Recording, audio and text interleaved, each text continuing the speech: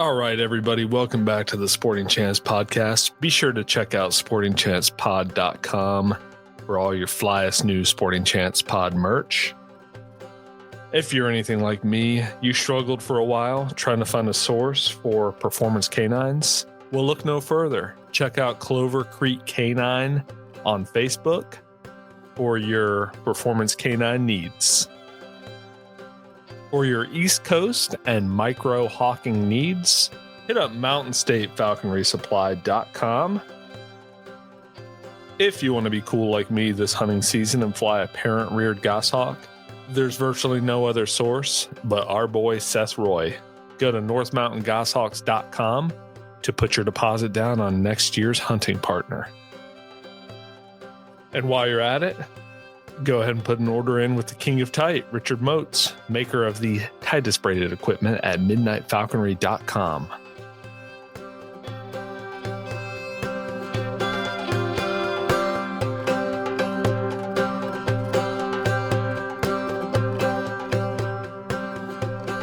All right, everybody, welcome to the Sporting Chance podcast. Today we are joined by Arizona falconer Bladen Benson. Your name's a little bit of a tongue twister, buddy. Name another one like me out there.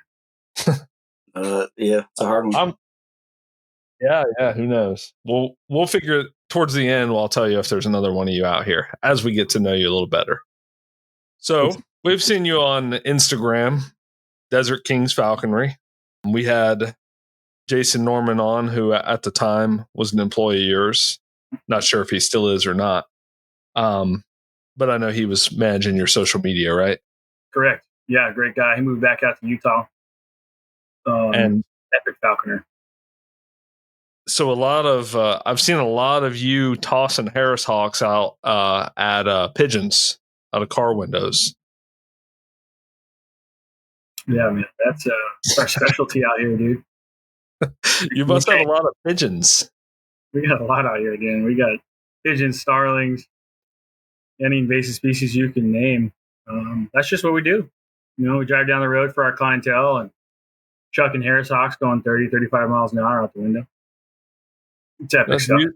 Do you think do you ever worry that might give the uninitiated the wrong impression of falconry? It's a heated conversation. I mean, as you guys know, if you've seen any of my posts, people can go off on there.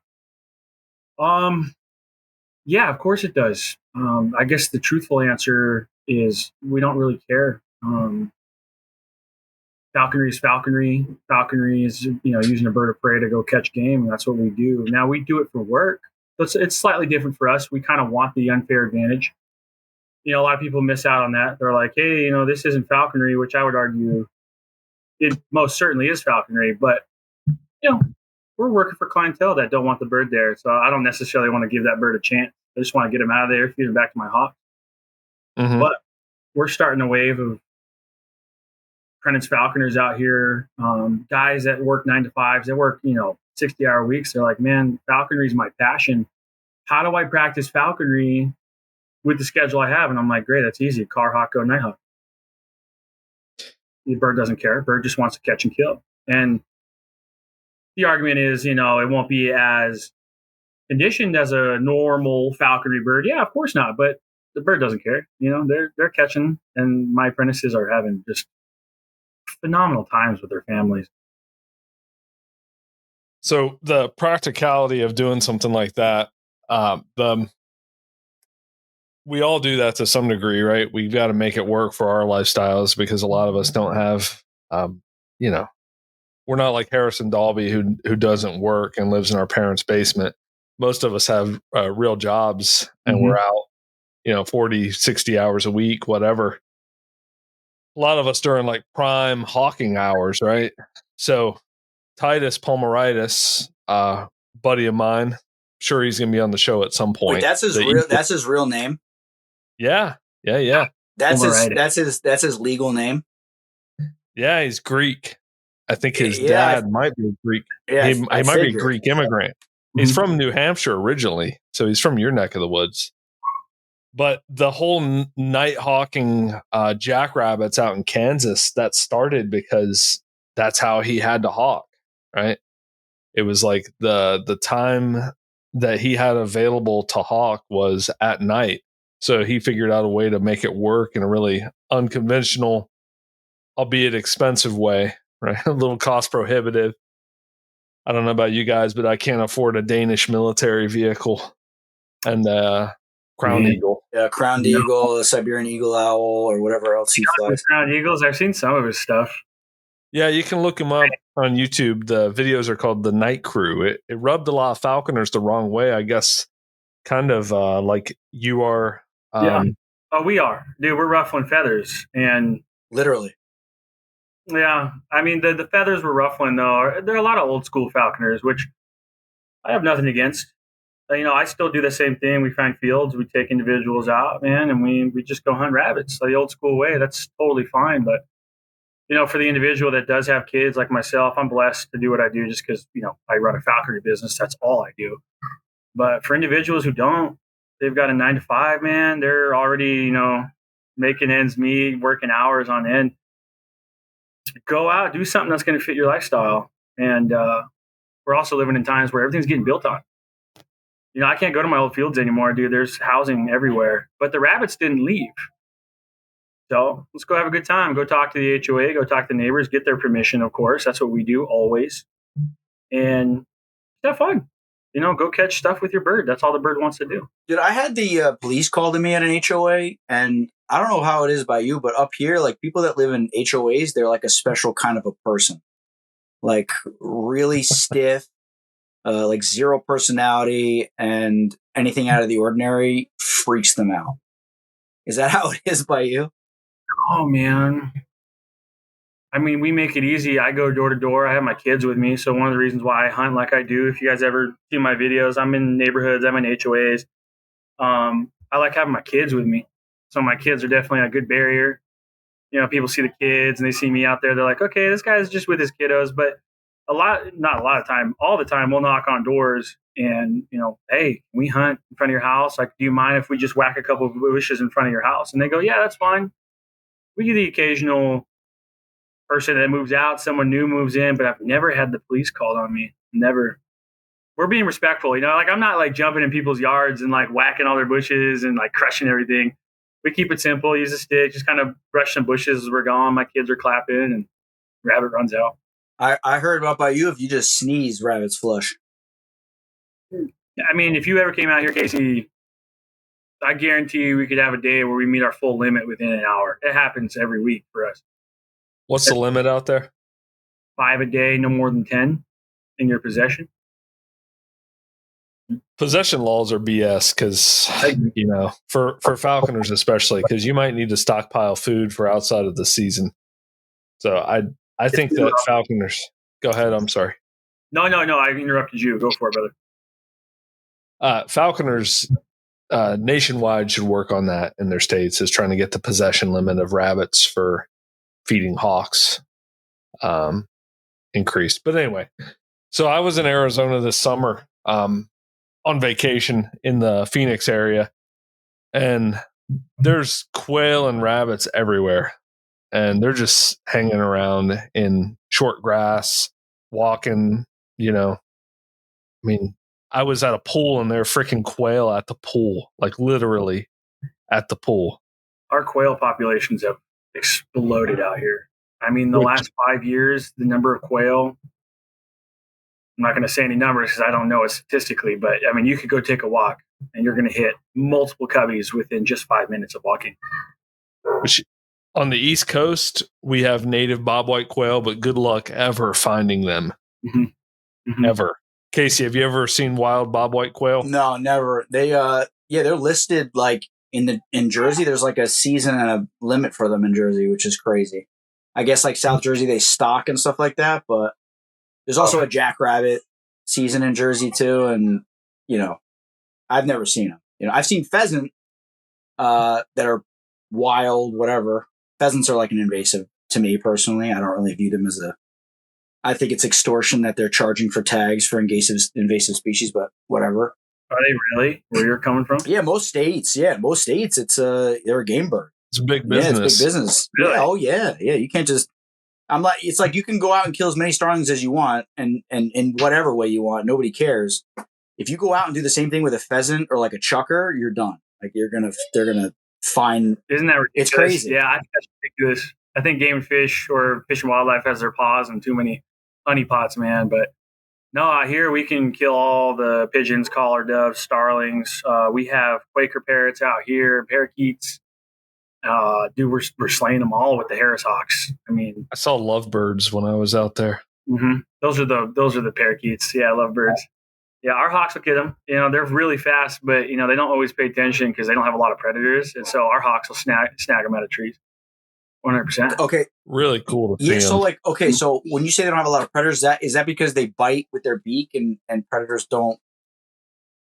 They're very smart compared to, like, say, a mourning dove or a pigeon, and they hang out in groups. So every time you see them, you'll see like 20 or 30 in a tree. They've got so many eyes looking around, and yeah, the beak. I mean, they bite hard. You just don't see a ton of birds going after them. I mean, realistically, I've never seen anything chase them except for maybe a cat or something like that. And their populations right now in Scottsdale, Phoenix, even in Gilbert, Arizona, where we work a lot out of, they're everywhere. And we what don't about get Cooper's Hawks. Man, I'm sure they're chasing them. I've never seen it. Dude, Our Harris Hawks, we've probably caught 20, well over 20 in a season. We do it every year. You know, and you get the old grandmas, they go, "Oh no!" And Yeah, like, I bet they don't like that. Dude, you believe it or not, in Jersey we have a huge parrot population. Huge. Mm-hmm. They're like these green parrots, and their key to success is they build these huge nests. It looks like a giant beehive, but like 10 times the size, like huge. And they build Those are Quakers.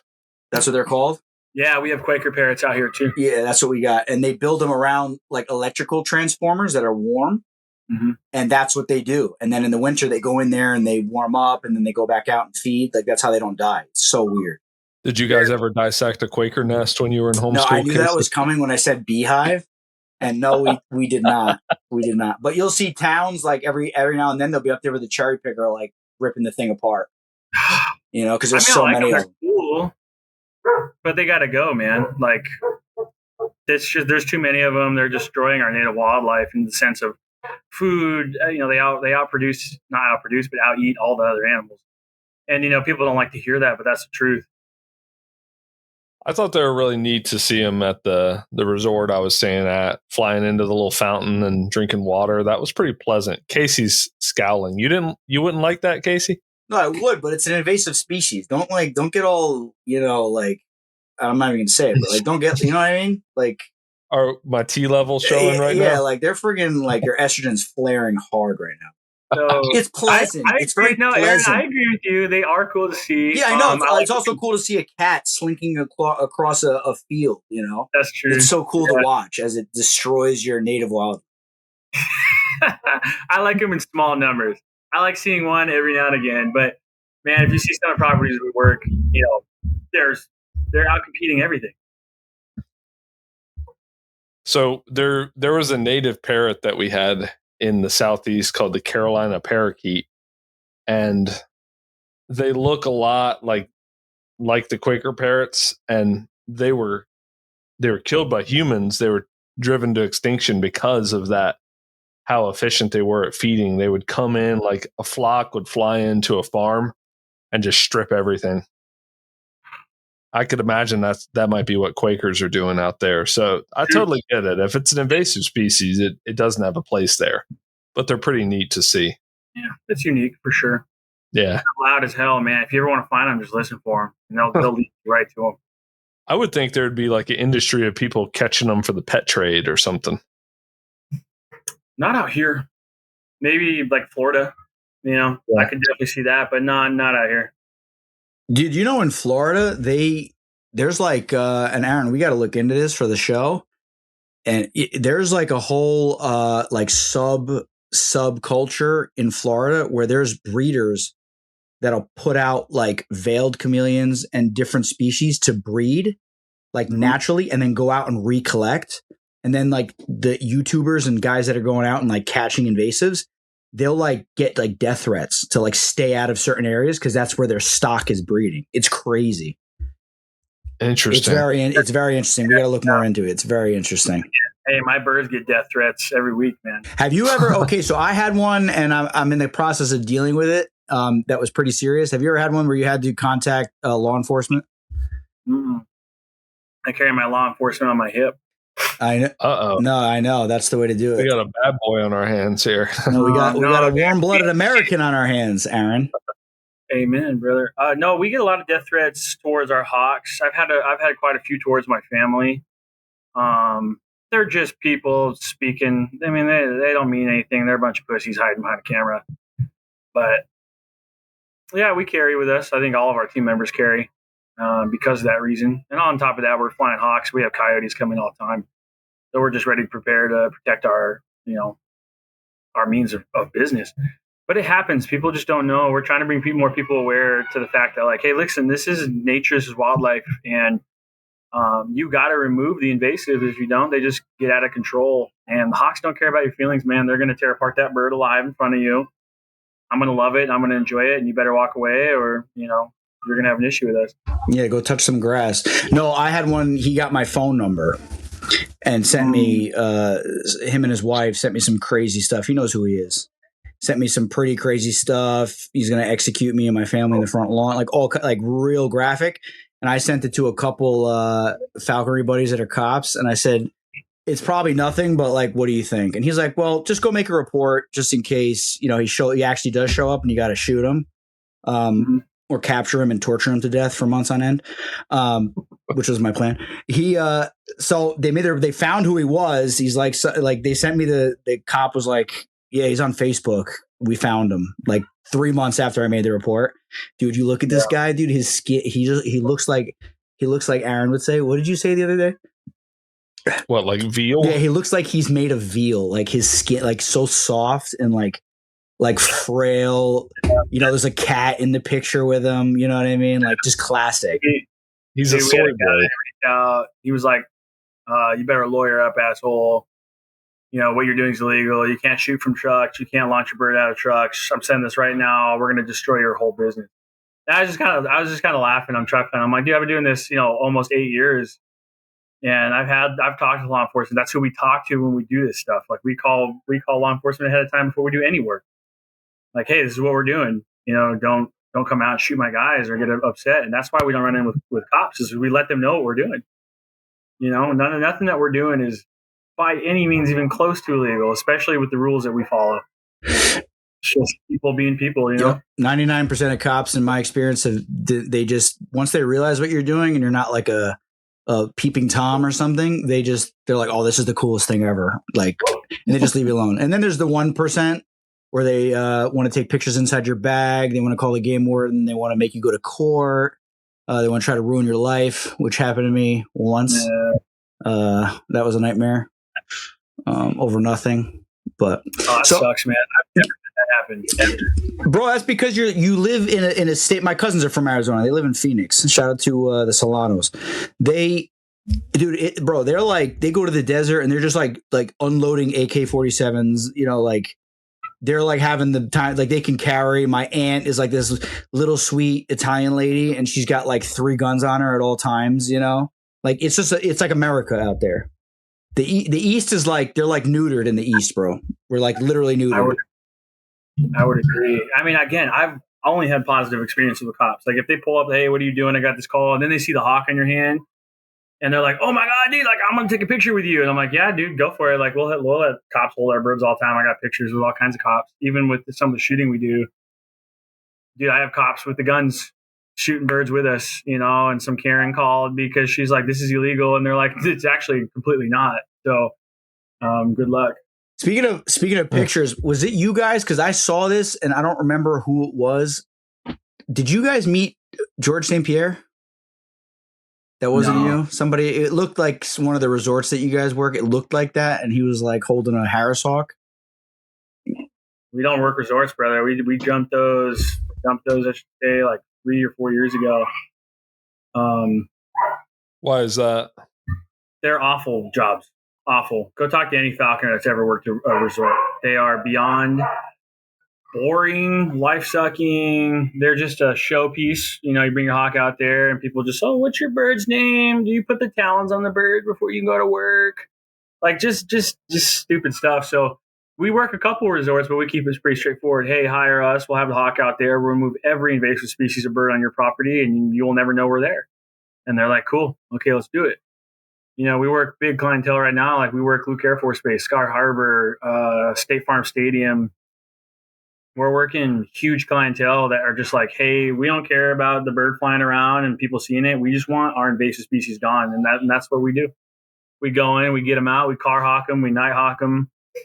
And if it's too dangerous for the hawk, we use air rifles. We shoot the hell out of them. What kind of air rifles do you recommend? BRK. Brocock's what they're called. They're from England. You go to, what is their name? Air Guns of Arizona. I mean, they're expensive. They cost a pretty penny. But for situations where, how expensive? A normal setup for like what we do, what you see, probably $4,200 out the door. Dude, you could buy a custom AR-15 for that same price. You can buy a custom AR-15 for $1,300. Mm-hmm. ARs are dirt cheap. Yeah. We'll pop in. So for example, State Farm Stadium, one of our biggest clients, they're literally 25 stories up. We've had birds catch pigeons from the top and hit the ground so hard, I was like, they're done for. There's no way. And so there's just certain things where if it's too dangerous for the hawk, it's just not worth it, man. Too close to a road, on the airstrip, birds almost getting hit by airplanes, getting stuck underneath equipment. It's like, okay, well, we need to find another way of getting them out of here. And we use the air rifles for that one. I'm surprised you can get the average person to pay, a fair amount of money. We all know abatement is an expensive service to deal with pigeons and starlings and sparrows. Yeah, I would actually say we're pretty cheap, man. We keep costs real low for a lot of our clientele, but we're just straight up with them. We just basically tell them, if you don't want the hawk and the gun, well, then your bird problem is not that bad, and you should go away. Because we get clientele that ask, can we only have the gun? Because we don't want, Miss Sally seeing the bird rip apart a pigeon. The answer is no. Because if I have a pigeon up against a window, I'm not using a gun for that. That's all hawk work, baby. Like, I'm not doing that. If I've got kids or a huge family complex, like, I'm not using the air rifle for that. I'm going to use the hawk. So, and I don't know, people just don't understand. It's our job as Desert Kings Falconry to, give them knowledge, the expectation. Hey, this is how we do it. We kill the birds. We're not going to take it home and release it. We're going to kill it. Our birds are going to eat it. And circle life is going to continue. I wonder what people did before abatement, because that's a relatively new service. I mean, there's evidence of it that goes back thousands of years. But what I mean, though. Like back in the 70s at the Cleveland Browns Stadium, what'd they do about the pigeons there? Casey, what do you think? They just put out a bunch of arsenic in a bunch of water bowls and seed and just kill everything in like a 5-mile radius. That's the way. That's the way they did it back then. They get some union boys up there to scrape the pigeon poop off. You don't need a mask; it's fine. We just did a job in Nebraska, and we removed with hawks and air rifles 2,800 birds in 21 days. That's crazy. And so you're feeding all these birds back to your hawks, or like, what do you're not concerned? No. Okay. I got 10 Harris Hawks working right now, dude. They're not eating 2,800 pigeons a month. Like, that's just not happening. So we keep what we need to keep our freezer stocked, and then we donate the rest to Arizona Raptor Center. So Jerry Oshwinkle out here in Arizona, he runs an eagle rehab facility out here for bald eagles, golden eagles. And we donate all of that to him, man. And he's been able to grow massively out here due to our efforts helping him out in Cochise Valley, Phoenix, Arizona. If we can reuse those birds, we will, 100%. We try. What about the concerns of them passing diseases on? Harris Hawks, man. We use Harris Hawks. I don't know about your Goshawks, Casey. They're a little bit fragile and emotional. But Harris Hawks, fragile and emotional. That's good. That's a good one. Well said. I haven't heard that one before. That's a good one. Fragile and emotional. That's good. Fragile and emotional. That's good. Fragile and you forgot superior. They're tanks. I mean, I fed my Harris Hawk a live pigeon the other day, whole thing. They're And about it's as like, oh my they're about as fast as a tank too, which is not very fast. Yeah, been with my birds. Yeah, been with my birds, baby. I've seen them all, bro. No, I'm just kidding. Yeah, they'll freaking live forever. Those things. Yeah, they do. Yeah, there's nothing you could do. Like I think like any emotional, and for me, with goshawks, like any emotional attachment or like you start enjoying the bird you're working with, it's gonna die. And like I'm out there and I'm looking at this white bird I got, and last year she was like a klutz, missing everything, being annoying. And I'm just giving you trash, bro. It's because I can't fly goshawks. I've tried. I'm terrible at it. So I stick to what I'm good at, and that's flying Harris Hawks and flying. I fly them like goshawks, and then. How about Cooper's Hawks? Yeah, I've flown 6 Cooper's Hawks. 6 Cooper's Hawks? They are the worst bird ever. Aaron says they're the easiest bird in falconry in the United States. That's his. There's no way. There's no way. I've flown 6, maybe 2 successfully, and I love them. I think they're absolutely gorgeous. They're one of my most favorite birds, but I haven't flown a Cooper's Hawk in 8 years. Yeah. So 6 of them, you think you've flown 2 successfully. What would you consider success? I caught over 10 head a game that season. Mm-hmm. Yeah. I was able to get to a pattern at least where I was like, okay, I'll keep you here this way. We can go out this time and I'll catch, we caught like 2 quail, mostly cottontail, a couple pigeons.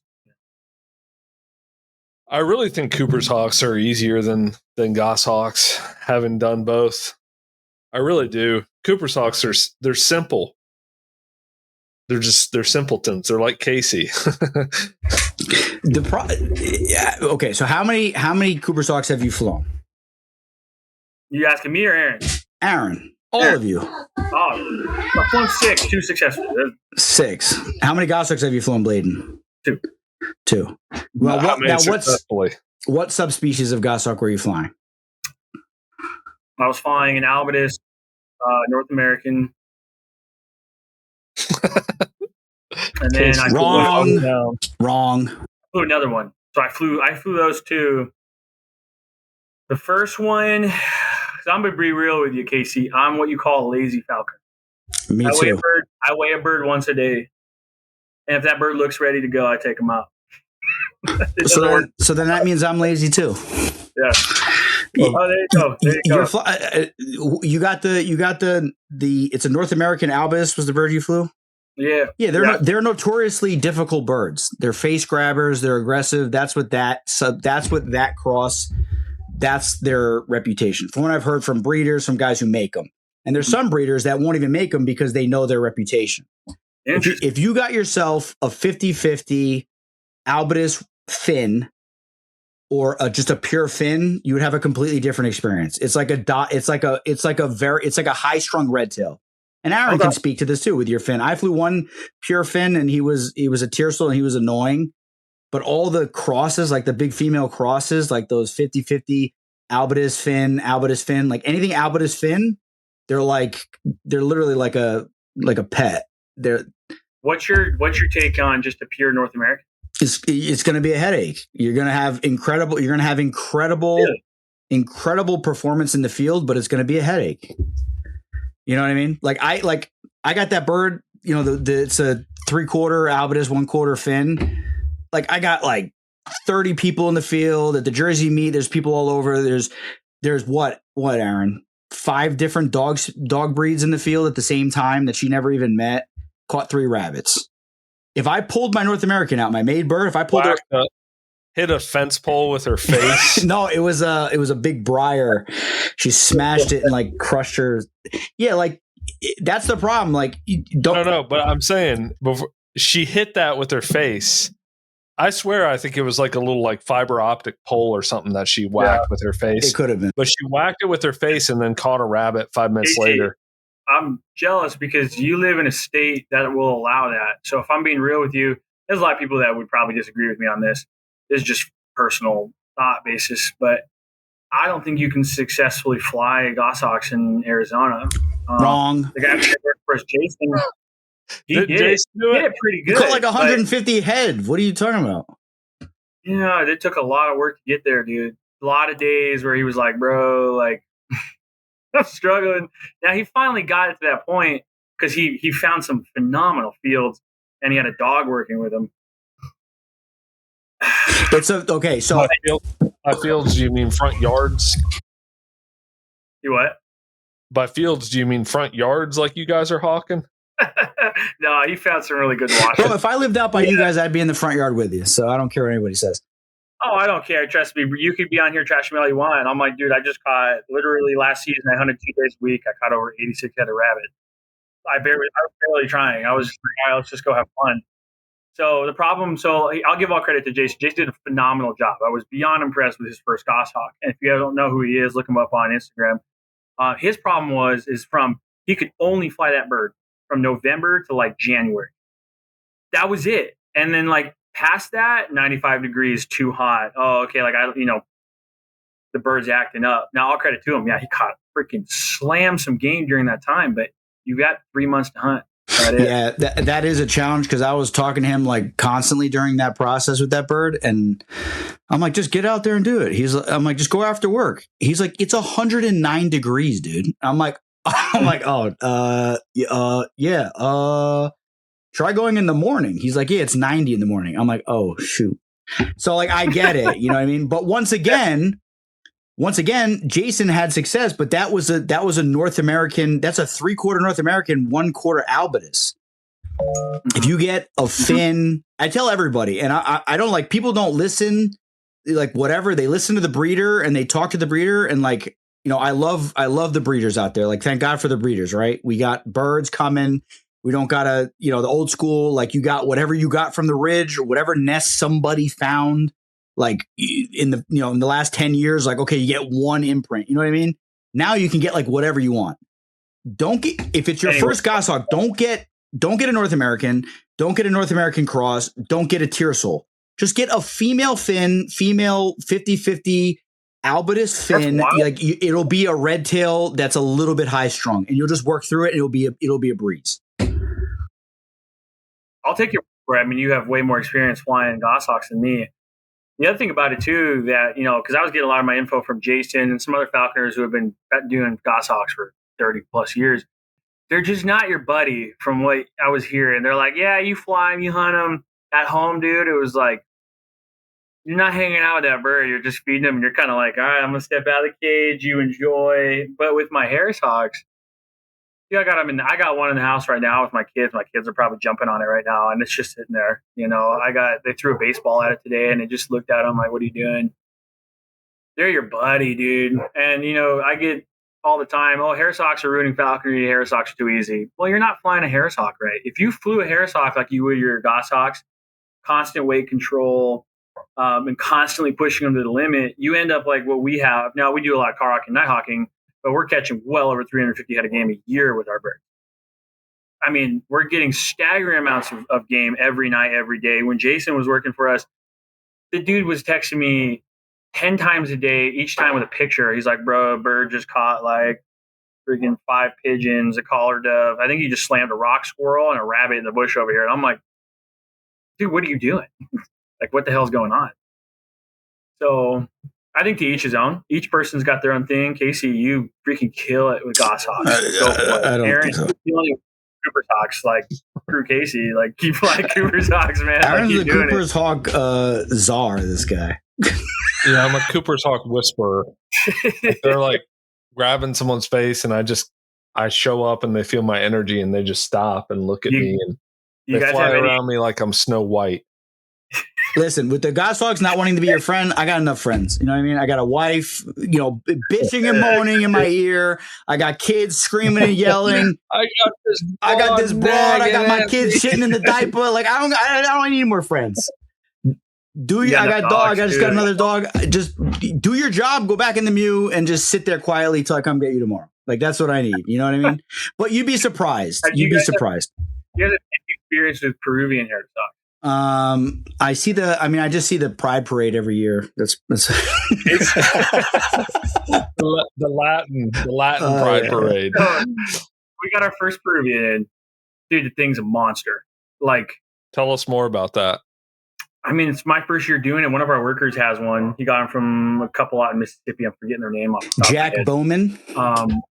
Yeah, he's Jack killing Bowman, it. dude. That kid's a good falconer. He's been working for us now like 4 years. He got a Peruvian 2 years ago. He's like, dude, you got to try this bird out. And then he started flying it on squirrels, rabbits. He's catching 2, 3, 4 head of game a day. Tries it on birds. He's catching quail, collar doves. So I tried my hand at it. We have a little 450-gram Harris Hawk, Peruvian Harris Hawk. Thing flies like a Cooper's Hawk with the mentality of a Harris Hawk.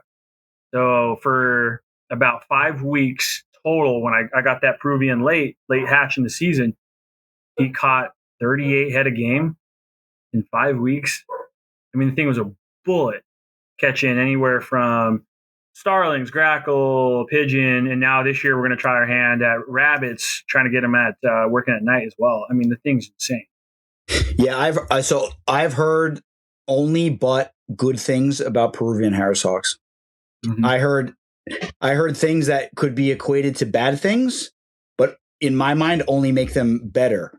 Like, they're a little more elusive. They're more birdy. They're a little bit more aggressive and gamey. I'm like, yeah, that's good. Good. It's not a parrot that kills stuff. It's a little bit more like more intense. That's what I've heard. And they're smaller. They're more explosive. I always say, I don't know if I said it on the show, but I said if I get a Harris Hawk, I'd love a Peruvian or a Passage. I think a Passage or a Peruvian. The Peruvian are hard. Aaron, you telling me about your Cooper's Hawk experience. The thing's 450 grams right now. And he could have a full crop. And then next day in 24 hours, he's ready to go again. It's the most confusing thing in the world. He flies out of my truck. We just bought a side-by-side. We're flying him out of that. That thing's loud, obnoxious. He does not care. We're doing everything in the world with him, and he's just slaying it. We actually can't drive too fast because he's so fast. What ends up happening is he flies over the bird because he's going like fucking 60 miles an hour. And so we actually have to stop. We football throw him. We carry him like this, and we throw him out the window, and he's on it. 60-yard flights on sparrows, starlings. Like I said, we're working more on pigeon this year because he's a little bit, not as good on them. But yeah, if anybody wants to see some of those clips of this bird, check out Jack Bowman's page and then Desert Kings Falconry, because there's like some awesome videos that'll just make you like, dude, I got to move out there. My question about those is, are the females useless? Because the special thing is the males are like Cooper's Hawk size. The females are like Tiercel Harris Hawk sized. So is there anything special about the female Peruvian? I don't know. I've never flown one. It's like an expensive ass Tiercel normal Harris Hawk. $3,000 Harris Hawks. Are they really that much? Yeah. Oh yeah. Because they're rare, man. There's only a couple people breeding them. Yeah, but they're phenomenal. Like I said, that Peruvian's in the house right now. He's sitting right over here. Yeah, I got dogs running over him. He's more comfortable inside with my screaming children. I got 4 boys. The whole house is full of testosterone. It's insane. Yeah, that's what Casey's talking about, baby. Bro, they say that little kids, I was looking this up, little kids, their testosterone levels will spike like that of a grown man. Oh, little kids. So from ages 1 to 4, the testosterone in a young boy will outperform a 25-year-old. So, I wonder how it does compared to a 41-year-old. It's more so just energy and growth. Obviously, it's nothing along the terms of sexuality. I will whip their little kid asses. I don't care how low my T is. Bro, when I was a little kid, I just remember being like super horny all the time.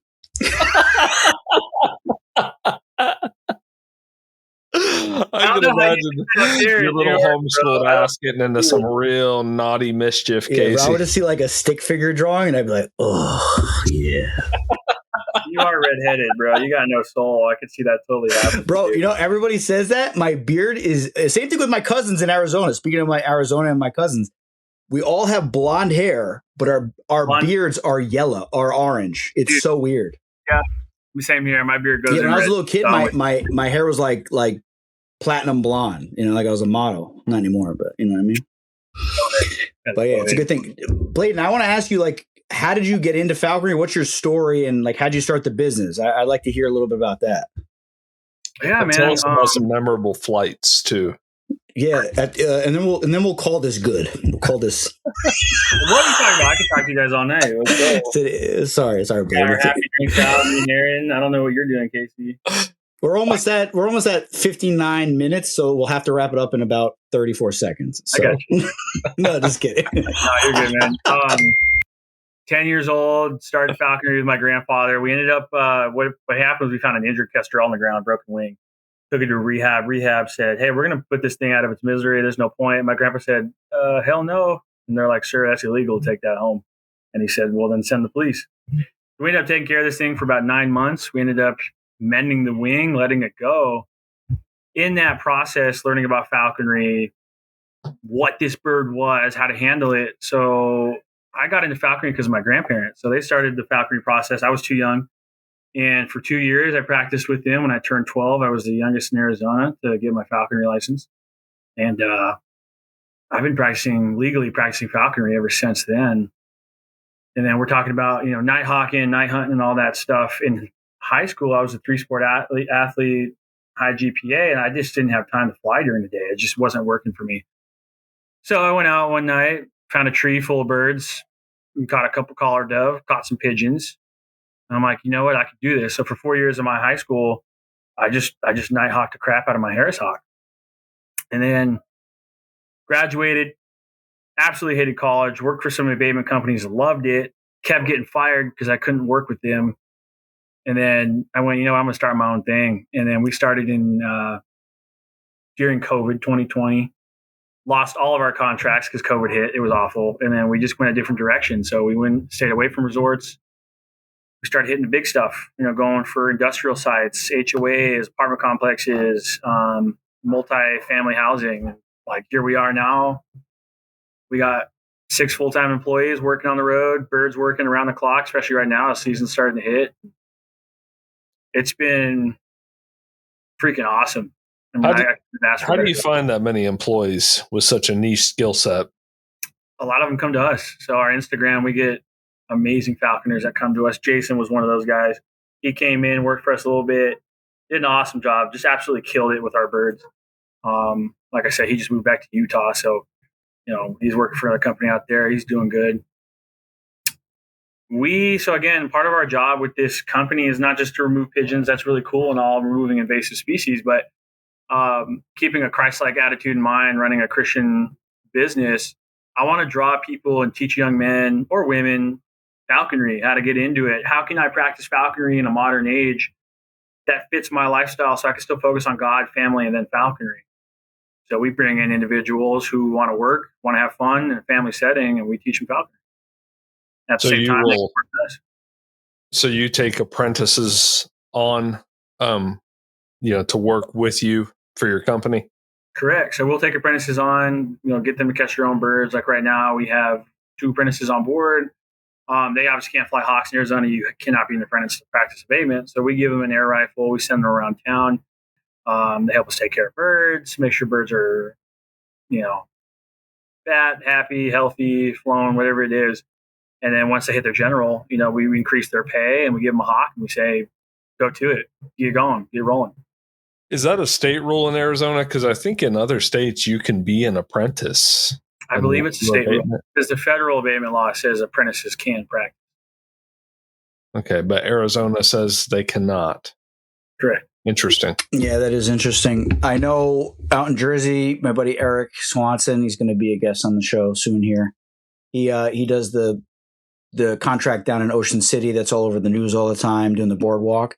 Mm-hmm. And he just has the hardest time finding employees that'll hang around and put the hours in and actually be competent. And it's like a never ending process finding people to work, Yeah. And it's like, that's his struggle. And that's just his personal, So we're the only, that I know of right now, we're the only abatement company that offers full-time year-round work.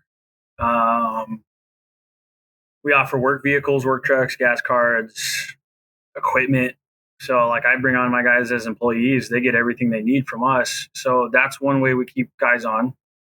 So Is there a difference between can you hire somebody to do abatement, or do they have to be a contractor? I can hire someone to do abatement. It just depends. I mean, if you hire employees, it's more expensive, but if it means they're going to stay on for 2-3 years, then I'm willing to do it. That way I'm not in this constant struggle of trying to find people. Yeah. How do you ensure that if you take someone on as an apprentice, because you need them as an employee, how do you ensure they're going to stick around after apprenticeship? Pay raise. Pay? So, we increase the moment you get your falconry license with us, you get a pay raise. Once you hit general, you get a pay raise. On top of that, I don't just hire any Joe Schmo. We make sure that everyone who's going to work for us wants to be part of this Christian family. I mean, that's just as simple as it is. So every guy we have working for us and gal, they have an absolute blast. We have one woman working for us. I'm going to tell you right now, in a man-dominated area, she outperforms all of them. She kills more birds every month than any of them, and she has the best numbers for any of our clientele. So, but that's awesome. I like that a lot. But okay, so you actually like that? What, Aaron? Do you actually like that? No, I do. I think it's great, man. I think we need more of that. I think biblical principles are the key to success. Oh, I was talking about the female part. Casey's known to be a bit of a sexist. For those of you out there listening, I think for Aaron's like trying to get us canceled, dude. No, like my wife, she just poked her head in here and saying hi. As long as they ask Cooley what she thinks about what. What am I asking? The woman part. What do you think about women working and for a company and stuff like that? What is your opinion? Actually, you know what? We'll probably definitely get canceled if she answers that. So just think. You guys think I'm bad? She doesn't have a podcast. Yeah. You guys want to look her up? Jaden absolute bad. No, I think it's good. But so like Chick-fil-A, right? Huge company, Christian-based company, but they don't work on Sundays. You work on Sundays? Absolutely not. Okay, all right. Okay, good. Absolutely not. They work Saturday, Monday through Friday business, baby. All right. Okay, good. Yeah, I don't work on Saturday. The only time I'll go out on a Sunday, like if they're dropping a band, and that's it. You know what I'm saying? I got too many kids. Same here, bro. Like if I'm coming, if you got an emergency and I gotta drive to your house, like it's gonna cost you $1,000. Like, or you're gonna wait till Monday. Like it's like we tell all of our customers to wait till Monday. Sorry. Yeah. No ifs, ands, or buts. We ain't working Sunday. Yeah, different career fields. Sometimes it's hard for me to say that, but dude, that's awesome, man. That's listen, man. I think to enjoy falconry to its fullest potential, you either have to be a firefighter, working 3 on, 5 off, or whatever their crazy schedule is. A cop, which is I think 48 on, 72 off, depending on, or night shifts. Anything night shift, like you're packing boxes at an Amazon warehouse and then flying your bird in the morning on your way home from work. But the 9 to 5 thing, like it just sucks the life out of you. And I did it for years. Aaron's doing it. Like pretty much the majority of falconers are doing it. They're leaving for work in the morning. They're trying to squeeze in a hunt after work. It's a pain in the ass. And you started your own thing, so you can kind of do everything, under the same roof. Now, does that ever take? Because you hear this a lot, and you even see it, from breeders, abatement guys, educators. You see that, I don't want to say it in the wrong way, but you see like the light behind their eyes start to fade. Like I don't know how else to say it, Aaron. Like how would you say it eloquently? They start to lose their passion for the sport when their income depends on it. Very well said. They begin to it becomes their job, and it kind of. Like I'm flying birds all day. I'm dealing with customers. I'm dealing with the general public. Like I don't really feel like taking a bird out for fun after work to go catch a rabbit. You know what I mean? Do you ever experience anything like that? Is that a problem? Dude, no. I just enjoy it. And if part of being a follower of Christ is that you do everything in and through Christ, and everything you do it to your fullest extent. instead of always just trying to practice falconry, why don't you try to teach people? I mean, some of the biggest blessings I've gotten out of falconry is teaching, especially these last 2 years I've had apprentices. It's brought my love for the sport even more alive. With our company, so a lot of abatement companies don't want their birds to kill. They really dissuade it from happening. Whereas I tell all my guys, kill, absolutely kill all you want. So my falconers are out in the field catching 5-6 head of game a day. They're all invasive species, which is fine, but they're getting a blast out of it versus just flying a hawk around, a beachside all day, answering dumb questions, not catching anything. Your bird's just kind of flying around in a circle. That would suck the life out of me 100%. So every bird in our company, they're absolute killers. I mean, you go see our videos. I mean, that's just proof right there. That's why we post it. You can hate it all you want. If you don't like the night hawking or the car hawking, that's fine. Don't do it. I'll do it. I'll have fun doing it. So what's your experience with, as Casey says, falconers are very welcoming, very kind, very friendly people, right? They're the best, friendliest people there are in the world. So how's your relationship with falconers in the state of Arizona? Honestly, I stay away from them. No offense to them. I think there's been a lot of lies and misconstrued information about what we do and how we do it by individuals we've fired. They just have a chip on their shoulder. If you want to know me, come out, talk with me, come see my family, come talk with me. Otherwise, I'm not going to be part of your game. I'm 25 years old, but I'm like 40 in real life, and I can't handle the drama. I have 4 kids, 1 on the way. I got a business to run, and birds fly. If you think I'm doing stuff illegally, that's fine. You can think that all you want. Otherwise, the people who know me, people who work for me, they know who I am. And so it's safe to say you're not a member of any of the falconry associations or clubs? No, absolutely not. No. What do you think the problem is here? Jealousy. 100%. Of a successful business? Jealousy of a successful business. Jealousy that they've been told their whole lives that you have to go find an open field and walk it for 2 hours and maybe get 2 or 3 slips, whereas I can do it in 30 minutes, get 10 slips, catch 5 rabbits. And my birds are chilling. Yeah, it's falconry, how it is, man. Go ahead, Casey. Sorry. No, I was interrupting you. It's just it just seems like anybody who finds success with something, there's always going to be somebody out there that's going to say, that's why I stopped posting plumbing content. Like, I'm a really good plumber. I do really good work. Like, you can see my... Bro, you stopped because nobody gives a fuck about your... The problem is that community is very, very... It's like falconry, but like times 10. If you can even possibly... Maybe if you posted like giant turkers. No, it's just like you'll post like the most like clean work, and they'll be like, "Oh, where's your stack fan, bro?" And I'm like, "Yeah, I'm not in a high rise. I don't need a stack fan." "Oh, dude, you didn't put the sensor in the boiler." I'm like, and I zoom in and circle it. I'm like, "There's the sensor." Like, it's like the same. Like in every community, it's like the same kind of nitpicky like BS. And I'm going to bring this up for everybody listening, the younger guys, the older guys. My sponsors, Paul and Phil, they're great guys. Teddy Moritz. Aaron, you don't know Teddy as well as I know Teddy, but you know Teddy pretty damn well. If you try to run your mouth about somebody around Teddy or Phil or Paul, like, watch what happens. Oh, no. They've always been good to me. No, I don't. No, yeah. I haven't seen it myself, so I'm not gonna. They won't engage. They will not engage with it because they haven't seen it themselves. So like, you should. Exactly. Even if they have, they won't. Exactly. So it's like the same kind of thing where it's like, you could see something that or somebody and you have an opinion about somebody and you get out with them hawking and you start beating brush with them and you see them for who they really are and you're like, all right, this guy's pretty cool, man. Like, I don't, you know what I mean? I don't know what everyone's talking about. You know what I mean? You guys have had a couple of individuals on your podcast, which, by the way, I love the podcast. Watch it all the time, when you guys are out. You've had a couple of individuals on there. Again, not going to name names. It's not worth it. It's not important. But, they ran their mouth about what we're doing. Some of them actually sent us to Game and Fish. We had to go to court with Game and Fish for lies. Obviously, we won all that. That was fine.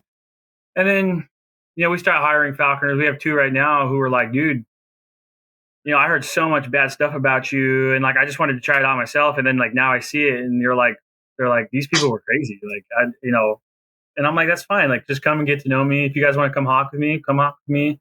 I'm strongly opinionated. Yeah, but I don't care what you want to do. Falconry is one of those things where you practice it your way. It should never control your life. Your life should control it.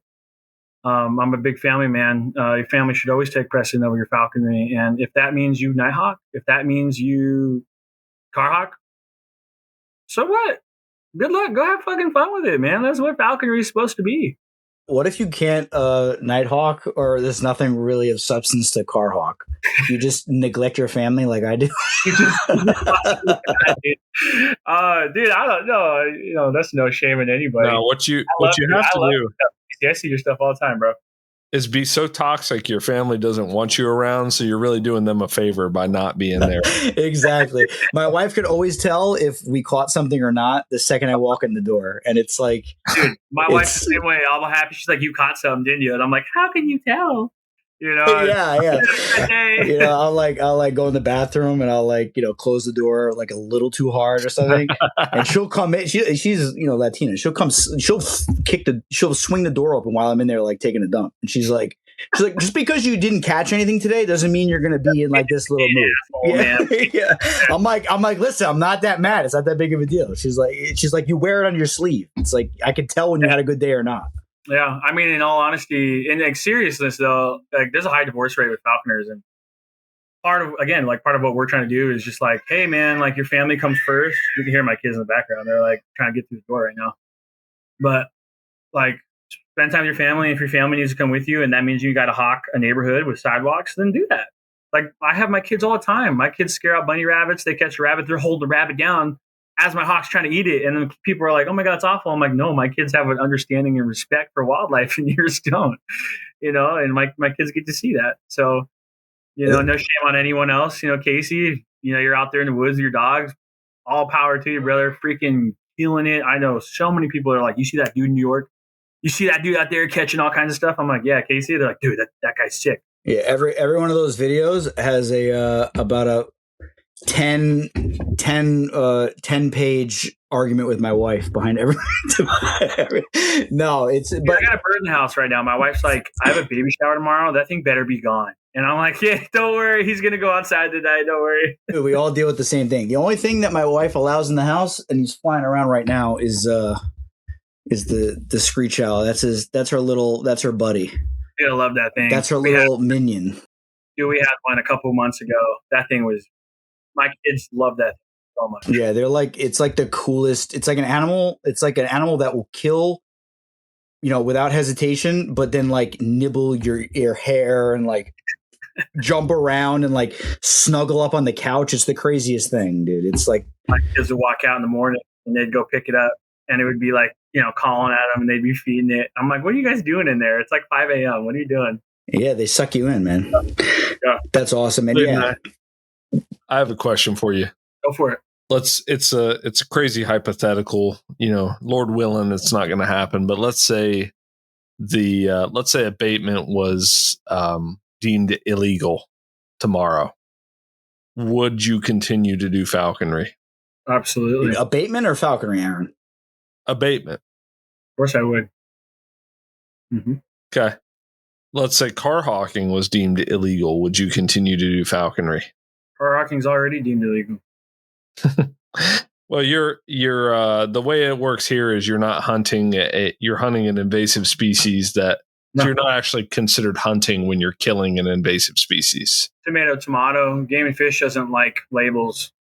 So what? So if it's illegal, it is illegal to hunt from your vehicle. End of story.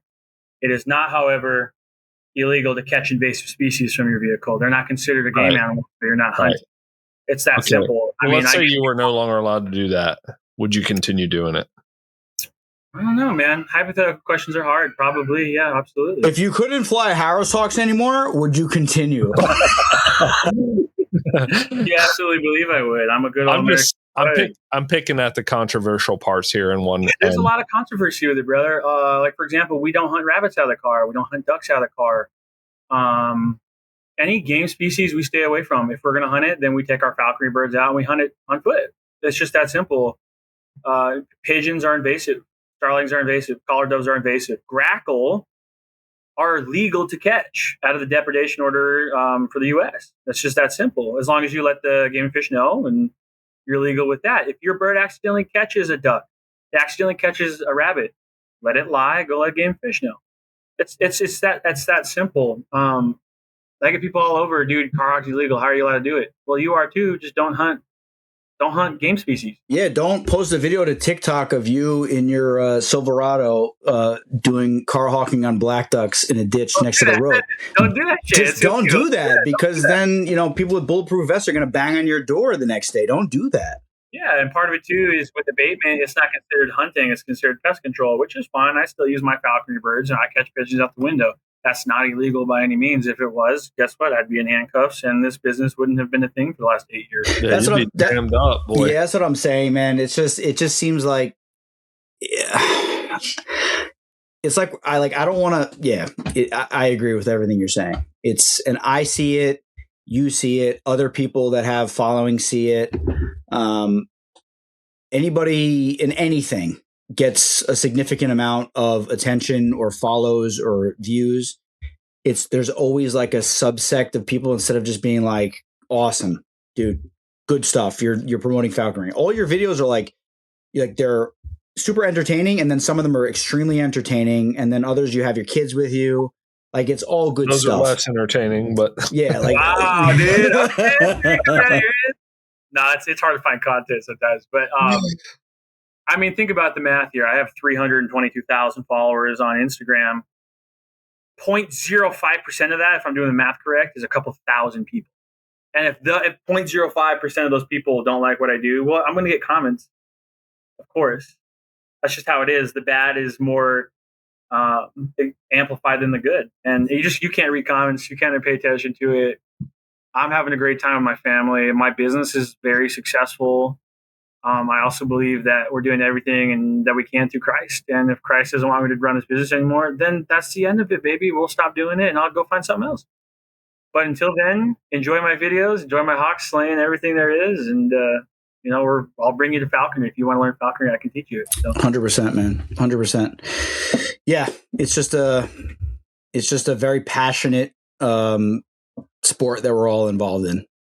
Everyone gets they get fired up, man. They get fired up, and I love it that people get fired up. I feel like in America, good, right? I think it's good, and man, I look at like some forums for like European falconers and stuff. Like, they don't get as fired up as us. They don't gatekeep, that's for sure. Oh, they can't even gatekeep. You can go to a pet store and buy a freaking golden eagle, bro. Hello, I'd like a golden eagle, please. I like the eagle on. Yeah, no, it's insane, man. It's craziness. I like a harpy eagle on my glove, please. I'm going to put it in the back garden. I killed the last one last week. That'll be $2. Yeah. I talked to a guy right now, Franklin Falconry. Absolutely, bro. He's the best. I love I'm talking to him. I just found out. Bro, he'll kill. Bro, he'll kill rabbits in a suit and tie, and then box you and beat the shit out of you. Dude. That guy is awesome. He sent me a voice memo last night. We were chatting. It's like 12 a.m. where he's at. Bro, the dude's accent. I'm like, Peaky Blinders, this guy. I'm like, I kept listening to the voice memo. He runs into the same issues, though. He got old school falconers out there that are like, dude, this is unfair. And he's like, well, I'm catching, 6-7 head a game a night. I'm having a blast. You old fucks can go away. Like, I don't know what to tell you. Yeah. This season he's been flying a lot at night, and dude, he did something the other day. He posted something of like getting ready to go out, and I'm like, dude, this is awesome. Like, I'm a falconer for 20 years. I'm just sitting there watching him weigh his bird. I'm like, this is cool, man. Like, this is awesome. Yeah, he's a cool dude. He could go buy a golden eagle if he wants, but he chooses to fly like a Peruvian Harris Hawk. Let's be real. That thing would definitely kill you. That'd kill me. Like, yeah. So, unless Casey's got any other falconry questions, I wanted to ask you about that thing that's hanging on the wall behind you. Me or Casey behind me? You killed anything with that Hoyt behind you, or you just pull it out for show? You know what I'm saying? Like, what are we doing here? I shoot every day. I shoot 10 arrows a day, roughly 15,000 arrows a year, baby. Yeah, dude. I down bulls. I got bulls all throughout my house right now. Mule deer. I haven't shot a coos deer with it out here. A whitetail deer we have. I just shot a bobcat and a coyote 2 weeks ago. That's cool, man. That's all I use is a bow. I don't use a gun. That's very cool. Yeah, that's awesome. I'm kind of with you on that. I like bow a lot better. Cool. I'll turn the camera so you can see it a little better. That's my baby right there. Okay, so so you're using a fall away rest. What do you? What? Okay, yeah. All right. Because you got to ask that. Because if you're using a whisker biscuit, then I know you're an amateur. Whisker biscuit. Oh, whisker biscuit. That thing gets the job done, though. No, dude, I shoot a fall away. I shoot a fall away, and then I'm an old school trigger guy, so I don't have the. Bro, same, dude. I can't do those. Bro, first of all, I'm gonna lose it. You know, like it's got to be strapped to my wrist, or it's gonna be gone. Agreed. So I ended up going with the VAP TKOs. So these things are badass, dude. Skinny but fly hard. Heavy 50 gram weight on the end of it, shooting 100 gram point. And dude, I shot javelina this year, went straight through it. Shot a bull last September in Colorado, went straight through. We got a deer hunt next week, and my wife has an elk hunt. She's 8 months pregnant, and she's going next week for her bull. Oh, dude, that's so awesome. My brother's actually in Colorado right now chasing bulls up and down mountains as we speak. Are you using fixed blades or mechanicals? I do both. So I have my own combination of fixed blade that I use. It's really awkward how I do it, but I shoot what shoots well through my bow. For my arrows, I use Grim Reapers. Okay. Yep. Steel. Love it. Yep. Absolutely love them. Yeah, my brother likes those. I did the mechanicals for many years, and I blew a hole through a doe like 10 yards with a Rage. Never found her. Dude, I just shot a bobcat. It's on my Instagram. The hole was so big from those Grim Reapers. Someone was like, dude, what'd you just shoot that with, a 308, 6.5? And I'm like, dude, my bow at 40 yards. They're like, that's insane. And we ended up eating it. It's in my freezer right now still. You ever know what bobcat tastes like? What does it taste like? Yeah, I'm very curious. Same consistency as pork. We took a back strap and we smoked it for about 35 minutes. Under 65 degrees. So now with bobcats, are you worried about trichinosis? Because I know mountain lions, bears, you got to kind of be mindful of the trichinosis. Not every single one has it, but if you keep it at 165 degrees for 5 minutes, everything inside that meat's dead. Yeah. That's awesome. So it's good eating? It tasted great. I overseasoned it a little bit, but my grandma, our babysitter, my wife, myself, my kids, we had a whole party and they all ate it. They thought it was great. Mm-hmm. That's awesome. Yeah, that's cool. Mm-hmm. I've always wanted to shoot a bobcat. That's all I do. I don't shoot rifle. I shoot air rifles for work, and then for big game, I shoot my Hoyt. Have you shot a javelina? I have. I've shot 2. I think those are the coolest little animals. They're nasty. I only shoot them for target practice, dude. These things are nasty. Why are they nasty? Have you ever skinned one? No, I never skinned that. You know what? They smell like a skunk wrapped in garbage, and you're sitting there gagging the whole time. Like, I still butcher them. I have the meat in my freezer. I give it to my dog. I won't touch it. Yeah, I've heard the same thing. They're like one of the most stinky. It's like a mink or something. Like, they stink so bad. They're not even considered. Right? Correct me if I'm wrong. Aren't they they're not considered like a real pig? They're like something else. They're like their own category. They're not considered a pig. They're called collared peccaries. You'll find them all throughout like South America and stuff. They call them skunk pigs because you can smell them. If you're ever in Arizona, Texas, and you're driving through and you go, man, that smells like a skunk, but you don't see a skunk, it's a javelina. That's what it is. And every year I tell myself I'm not going to hunt one. And then every year they're so dumb. I get one at like 20 feet and I'm like, I can't fucking not shoot it.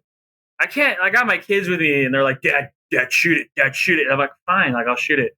I got a video of me. I shot one. And my kids were like, Dad, I got a pig. I'm like dragging it back to the truck, But do you keep trophies from any of these animals? Yeah. So the javelinas have the tusks, on top and bottom. So in my closet, I got two skulls right now. Dude, we could talk hunting all day. I can go get my 325-inch bull I just shot. Really? 320?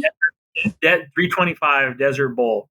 Dude, that's serious. Okay, all right. Talk us through that hunt, real.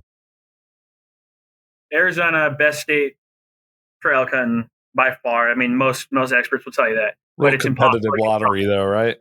It's a lottery. It's impossible to get drawn. So I found a hidden group of desert bulls. I say desert because they're below 4,000 feet in elevation. They're with cholla cactus and saguaros.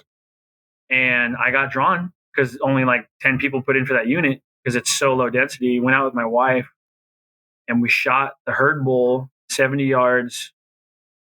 This was 2 years ago. Epic hunt.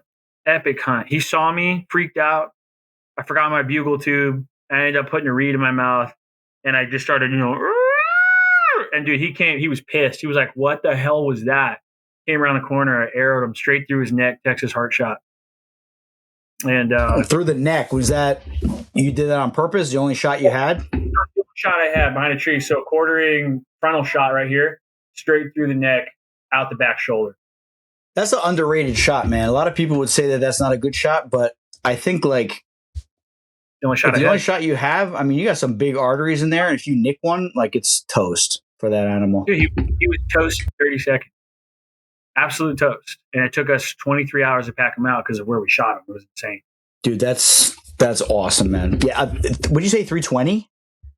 325. Dude, that's I'm not like an elk expert, but I know enough to know that 320 for an elk is huge. For me, that's huge, bro. I'm like, that's the biggest bull I've shot. I shot a little bull in Colorado the year prior.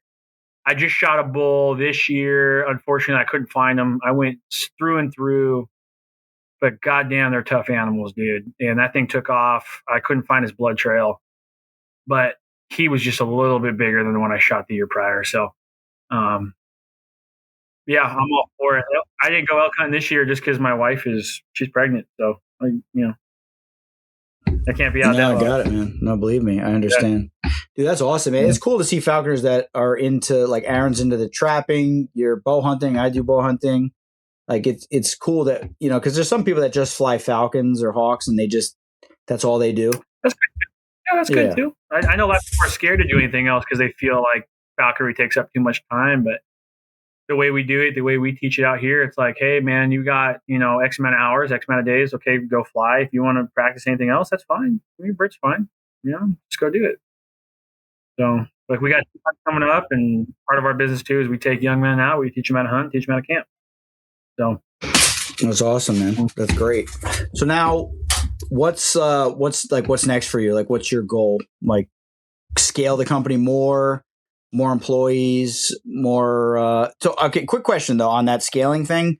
Super side question, a little bit like kind of niche. The State Farm Stadium. Is that the one that Charlie Kirk's thing was at? Same one. Mm-hmm. That's crazy. Epic. It's a cool. I love the guys that work there. They actually had to call us a week prior to Charlie Kirk's funeral. They're like, "Don't you dare have a guy out here with a hawk and a gun." I'm like, "Oh, dude, fuck no, we're not doing that." Yeah, we pulled our guys from that for about 2 weeks, and then we just started back up like yesterday. They're like, don't have a hawk and a gun here because there's a meth head hiding in the rafters with a pistol 3 days before the funeral that they found. You heard that, Aaron? Serious? Dead serious, bro. Secret Service found him it's like hiding in the ceiling. He was in there for like 3 days with like water jugs and stuff with a pistol hiding. What was he? If you know that place like we do and you go up there, it's boiling hot at the top of that.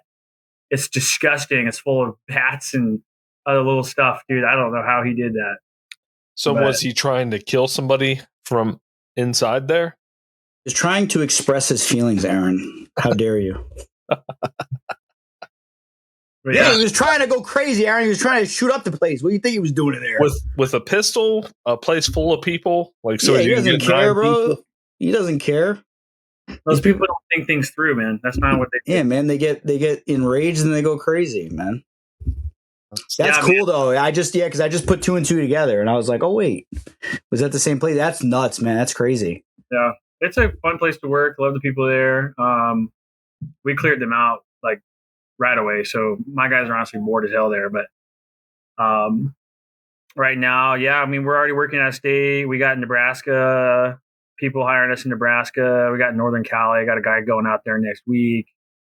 I'd like to hit the Florida market as well as the Texas market. So, time will tell. We'll see. We're growing slowly but efficiently.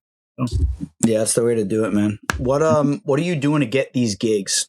Like, are you doing like marketing? You door knocking, word of mouth? Absolutely nothing. Word of mouth. We just do a good job for our clientele. They like what we do, and they, everyone else has expressed their options. They've tried bird spikes, they've tried netting, they've tried trapping, they've tried poisoning. What works? Well, falconry works. It works really well, especially when you kill the pigeons, not just fly the bird around and chase them off. That doesn't work. And don't let people fool you with that. But actually getting rid of the problem is how we do it.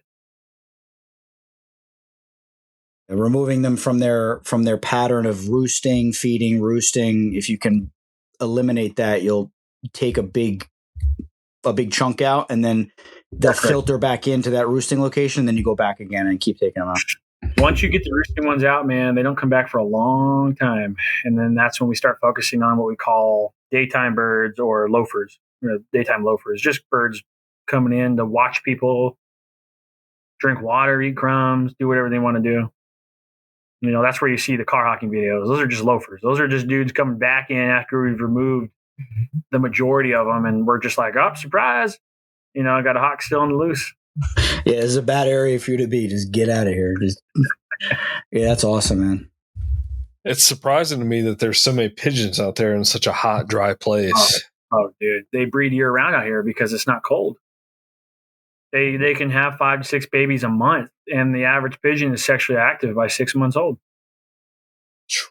Yeah, it's a different world out there. I mean, I'd be on the phone with Jason, and we'd be talking about his goshawk, like the progression he's making, and he'd be in the truck on the phone with the air rifle, and I would hear him. He'd be like, "Bink," and he's like, "Oh, got another one." Bink. He'd kill like 10 pigeons in like a 15-minute conversation. He'd kill like 10 pigeons, collared doves. I'm like, we kill on average 2,000 pigeons a month. It's insane. It's absolutely insane. With hawks and air rifles. I mean, it's both.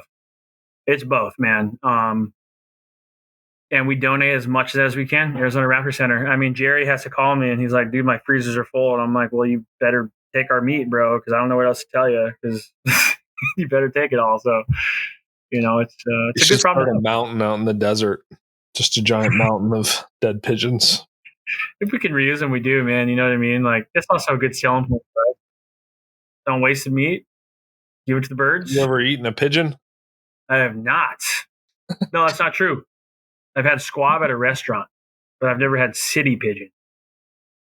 I think you need to try it. I bet those city pigeons probably taste good, man. Me and my buddy, when we were kids, we shot a dove with a pellet gun, and we ate that sucker, and it was delicious. Did you shoot it in season with a hunting license, Casey? No comment.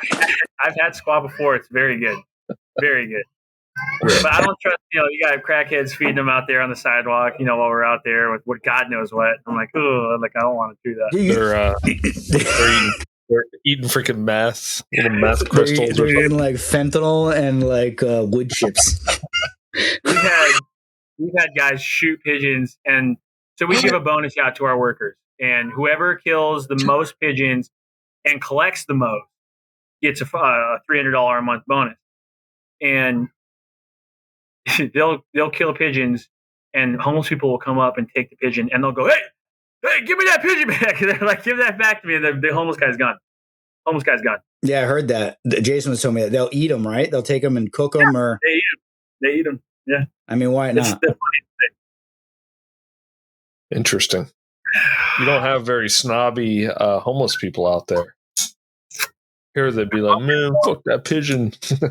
They're hungry. There's a guy in LA I know that shoots them with a bow and arrow, a homeless guy. Yeah, I've seen that. I've seen that. Yeah, it's hilarious. The dude, he's like shooting them off of wires with a bow. The kid from Jungle to Jungle with Tim Allen. Mm-hmm. Be happy to be with you, baboon. Yeah, that kid. It's hilarious. Yeah, it's nuts, man. Yeah, if I was homeless, bro, I'd be good, man. Sometimes I wish I was homeless, man. Just be like John Coulter out there, bro. Just like no one needs these mortgages. Yeah, man, this mortgage payment, the kids, bro, like I could just live like in a dumpster and just like hunt stuff and like eat it. And, I'd be like on drugs. So I'd be like hallucinating that Indians are trying to kill me. Your metabolism would be kicked Yeah, up. bro, I wouldn't be fat anymore. I'd be ripped like I used to be in my 20s. I'd be like the homeless guy with a bird catching shit. And they're like, what is going on? Dude, I would just be like living the dream, man. That's crazy. That's, so, because you guys have it's a different world. So I want to make sure that we cover everything. So out by us, like, we don't see, like, Aaron, correct me if I'm wrong, like, I don't really see coyotes, you know what I mean? But like, Aaron sees them from time to time. I see a lot of fox. I don't see a lot of coyotes. Like, I know they're there. I know they're probably trying to kill my dogs all the time. But like, you guys, like, you'll get like stalked, like, while you're out in the field by coyotes. They're just following you. Yeah. So we had a guy 4 years ago. His name was Jason, different Jason than you know. He was out. He's flying Tony Hawk, caught a pigeon. Tony Hawk came off the building with the pigeon into an open field. A coyote with mange came running in, trying to eat the bird. He ended up pulling his knife out, stabbing the coyote in the ribs. And I was like, you're lying. You're totally bullshitting me. He sends me a picture. He had to chase the coyote down because it ran off with his knife. Yeah, it died. He took a picture, sent to me, and I'm like, that is literally insane. So, a lot of our guys, they conceal carry while they're working. It's fine. It's fine by me, as long as it's to protect yourself and the bird. That's all I care about. That's it's a different world. I mean, they'll come in, you hear stories from time to time, but it just seems like out west, like I remember that there's like a cool video like Sladen posted of like his bird on a kill and then like a dead coyote and his pistol. Like the thing like just straight up just ran up to kill his bird like right in front of him and he shot it. And you hear that a lot out west. Dude, if you ask Jason Norman, he was out just hawking his goshawk and he had a pack of 8 coyotes come in. And he'd like gather his dogs up, because these coyotes just were taking over this wash. I mean, he treated bobcats with his dogs. And he has pictures and videos of that. We have some crazy stuff out here, man. I mean, it doesn't happen like all that much, but it happens enough to where you do have to be aware of it. Like, you had your dog, which I'm sorry for your dog, dude, that black bear came in. Thank you. Yeah. Well, it was already in and we just didn't know about it. Yeah. There's risks. There's risks everywhere. It just, and don't take this the wrong way. It just out west, it seems like everything is intensified. 2%. Well, 90% of the population lives on 2% of the land. So you still have a lot of wildlife out here. That's wild. And it stays that way. I've seen, in my years of hunting, 5 mountain lions. And that's like unheard of. Can you tell us about that? Because that's like people you don't see mountain lions. Yeah, so a lot of people think mountain lions are rare. That's far from the truth. They're everywhere. They're the most elusive cat and predator you'll see. They could be, most people have probably walked by a mountain lion and it just was laying down on the side of the road next to you. They don't move. They don't want to be seen. Since starting my bow hunting adventures, especially with bow hunting, because you have to be much more quiet. You have to be up there in the mountains in order to get your kill. I've seen 5 mountain lions. One of those I called in. And I've almost killed mountain lions. I'm still waiting to get one, but they are massive. They are huge. They are scary, but they don't want much to do with you. As long as you start yelling and screaming at them, I mean, they'll stay away from you, but they are out here very much so. That's one animal that's like, I mean, they'll just actively hunt you and try to kill you. Like, it's not like in California, because they don't hunt them, they're killing people like crazy. There's no more deer. They've eaten all the deer. Killing cats and dogs. Right now, I've been trying to hunt a mountain lion for the last 4 years in Scottsdale. And what it's been doing, it's actually 2 mountain lions now, a tom and a female. They've been going through this neighborhood in Cave Creek, killing people's dogs. And so we were out there, and this one old dude goes, "Hey, check this out." He brought us over to the head of an Australian shepherd just in the middle of the desert. He goes, "That was my friend's dog." The mountain lion jumped in the backyard, grabbed the dog, ran out with it, killed it, ate it, and we found the head right here. And so that's wild. They're insane out here. Yeah, that's That's scary. But you won't see them. People think they're rare, but you won't see them and you won't hear about it because, like the general public and media, they'll do everything in their power to like bury stuff like that. Yep. Because they don't want you to know about it because they're like these precious, megafauna that you don't want to talk about because it's... Shoot them, eat them, they taste great. So...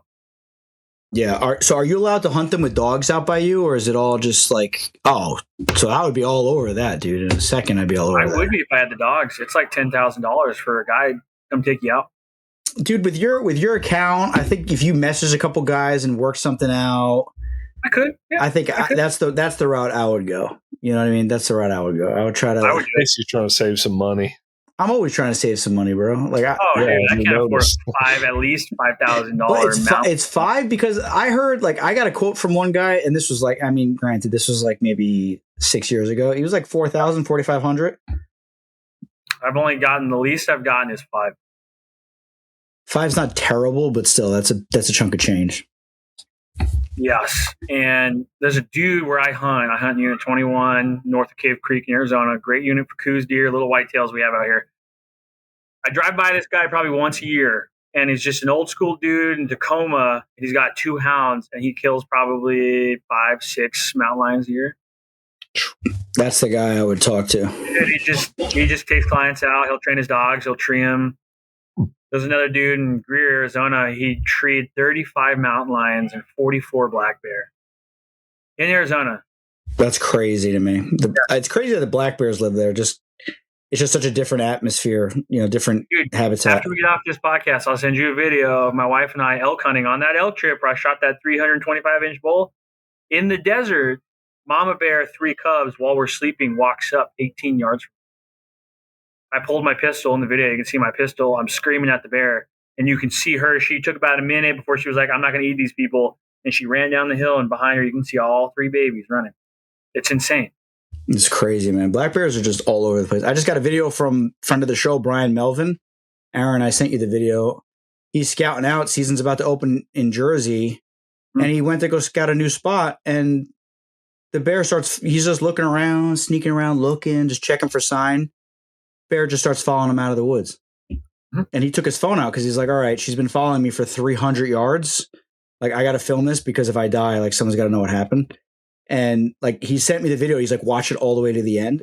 This sow was just following him and just it's so creepy, man. It's like these people, dude, that would get mad at your bird killing a rabbit and like they see a bear and they're like, oh, the bear. Like there's this thing.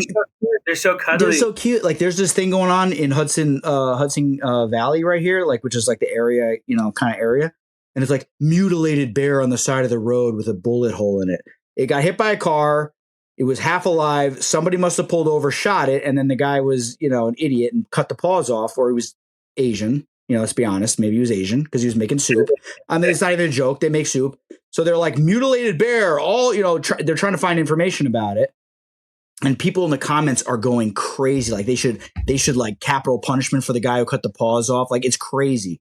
It's like when Brian sent me that video, he's by himself. He's not armed, not even bear spray. And this thing is like looking at him as prey. I'm like, it is the most like terrifying thing you can think of because that's an animal that could just easily kill you with like no questions asked. Mountain lion, you know what I mean? It's crazy. Yeah. Game and fish out here in Arizona, there's a 1-strike policy. The moment a bear breaks into a home, they kill it. If it's in your garbage, it's a 1-strike thing. They'll take it and they'll move it. If it comes back, they kill it. We have dude, we need that rule in New York, bro. My freezer would be full right now. I got like 3 different ones that keep coming in my garbage. I would love to. That would be amazing. I'm still trying to get one. But we just had a guy, last year, 2 years ago, was on his porch in Prescott, Payson area. Got pulled off his porch by a bear, disemboweled. His neighbors came out, grabbed a gun, couldn't get the gun to work. By the time they got the gun to work, bear had already eaten him. They ended up killing the bear, found his entrails and his arm and its stomach. My buddy, who's a game warden, was one of the dudes on site. He was like, bro, it was the most insane thing I've ever seen. And he goes, that bear was just simply hungry. It just wanted to eat. See, in New York, they would have taken his corpse and they would have thrown the corpse in jail. I talked to a game warden. He told me, they're trying to get in your chickens. If they're If they even make contact with the side of your house while they're trying to get in your garbage, you can shoot it. Oh. And then I'm like, I'm not an idiot. You know what I mean? I said to him, and I said, okay, so when I shoot it, then what happens? He goes, oh, then we come, we'll do an investigation. And I said, okay, so what are you looking for? He's like, we're looking for, damage. We're looking for aggression, signs of a potential attack. I said, so if the bear is running towards me and I shoot it in the face as it's running towards me, he's like, it'd be better to film the interaction. That's retarded. Yeah. And I'm like, oh, okay, great. So basically I have to get like almost killed before I could do anything about it. That's the problem with game and fish. I love a lot of what they do. Like I said, my good friend from high school, he's a game warden. I give him shit all the time, but they punish good behavior, and then they wonder why people hide, stuff they do. Like I would just tell you, like you saw that video of that bear in that guy's house. Did you see that? The guy with the AR, that was the most cool video I've ever seen in my life. That was so awesome. 5 rounds in that thing's head as it charged him. Like if they were to tell you, Casey, hey, I would arrest you, I would just say, just hide the bear and don't tell anybody. Like if that has to go that far, I mean. Exactly. Or my initial reaction to that kind of a statement would just be, I'm just going to Ruby Ridge my house. That's literally. That never happens, but it's just one of those things. So that bear ended up. I was sleeping. My wife woke me up. I ended up spooking the bear out, gun ready. Next day, 2 miles away on another mountainside, same bear, same cubs. I was sleeping again, and it walked up to about 20 yards from us. I couldn't see her. I could hear her and smell her. And the only reason I knew it was her is because as she ran away, I caught a glimpse of her cubs right behind her. She had done it again. She'd walked right up to us as we were elk hunting. So, I mean, luckily she ran off, but hey. Yeah, there's really nothing more dangerous, and these like anti-hunter, like snowflake people, there's really nothing more dangerous than an habituated bear. A bear that has no fear of humans. Like, you know what I mean? Like I had to spray one on my deck. Like I'm standing there, my wife's like half inside the door, like terrified. And I'm standing on the deck with my hand on the door, ready to go back inside after it flipped the garbage over and I went out. And I got the video, and it's just walking towards me, and it's like, what are you doing? Its ears are its ears start going down, and it starts kind of doing this back and forth thing. And I didn't think anything of it at the time because it was dark, and I ended up spraying it, and it ran away. But then looking at the video, I'm like, dude, that bear was trying to like challenge me for the garbage bag, like in my front yard. Like, what if I'm outside, like taking a piss, like against a tree? Like, you know what I mean? Like, this is not good. It happens often, dude. Yeah, it's really not good, and it's really like this. I filled out all these forms, spoke with Fish and Wildlife, their press department, their lawyers, to try to do an interview with New Jersey Fish and Wildlife about the bear issue. And the second I said bear, like, yeah, well, okay, we'll get back to you. Thank you. We'll get back to you. Can you not hunt bears in New Jersey? No, you can hunt bears. It's opening up, but it's like this taboo subject, man. We can hunt bears almost year round here in Arizona, given the unit. It's America. Yeah, people don't understand predator control. They just don't get it. I love bears. I think they're beautiful, absolutely gorgeous. Thank God for them. But there's too many of them, and I'd rather there be more deer than bear. That's just how it should be. And same thing with coyotes. I just shot a coyote 2 weeks ago. Shot that bobcat. You should have seen the comments I got on that bobcat. Like, how dare you? And I'm like, bro, like, he's eating all the rabbits in this area. Everything in this area is starting to die. I took out one. They'll be good for it. Dude, you would be surprised. Like, I live in New York now. I think everybody knows that. It's crazy because you would think New York, oh, dude, they're so strict. It's the strict. Like our season for bear, there's like a 2-week bear season that opens like September 1st, and you could shoot it with anything: crossbow, bow, rifle, pistol. Mm-hmm. And then when trapping season opens in October, unlimited bobcat, unlimited fox, unlimited coyotes in my county. That's crazy. We have a lot of fox out here. It's crazy. Yeah, foxes do. I think personally, people debate back and forth. I think the foxes do a huge number on the rabbit population. Way more. So what we've been doing is we've been catching rabbits with the hawks. We've been releasing them in our neighborhood because I want a steady supply of rabbits in my neighborhood. I think that's awesome. They're all gone. We have 2 foxes in my neighborhood right now, and they're plowing through anything that comes through this neighborhood. We have him on video. We just got him the other night. He was on our front porch. And I'm like, you better stay away from my birds, dude. Yeah. Foxes. Yeah, I've lost many a chicken to foxes digging under my chicken coop. So it's, everyone's like the coyotes. I really think the foxes do a huge number on the rabbits, especially over here. I think they're underrated. I think they're killing every rabbit they can. I think they're smaller, faster. I think they can maneuver quicker. I think they're, there's an argument to be made that they're killing smaller stuff. They're doing the little jump smash through the snow to catch voles and stuff. I think they're killing a lot of rabbits too. I've seen them jumping cactus in my front yard, grab a rabbit and run away. Like it's not crazy to me. And talk about coyotes. Coyotes, they say on average, one female coyote with pups will kill 25 fawn a year. 25. Yep. They do it like it's no one's business. So yeah, it's crazy. There has to be management. You can't build developments. You can't have homes in wildlife habitat that we're stealing from the wildlife. It is what it is at this point. So now we have to manage accordingly. And if raccoons do really well around houses, if a collared dove do really well around humans, you have to manage accordingly. It's not like the Wild West where like nature just kind of ebbs and flows with these cyclical cycles. It's now we have to step in and keep everything in track, because otherwise you end up like me having a different bear every night. My son's jumping on the trampoline. There's a 130-pound bear walking past the fence with my mother-in-law sitting there on the little bench. And I'm working on I'm with an impact gun on the side of my barn, working on it for my wife. And I got my headphones in, and I just hear like this noise. I take my headphones out. I'm like, what? And my mother-in-law is freaking out. There's a bear right there, next to my kids, like broad daylight, right there.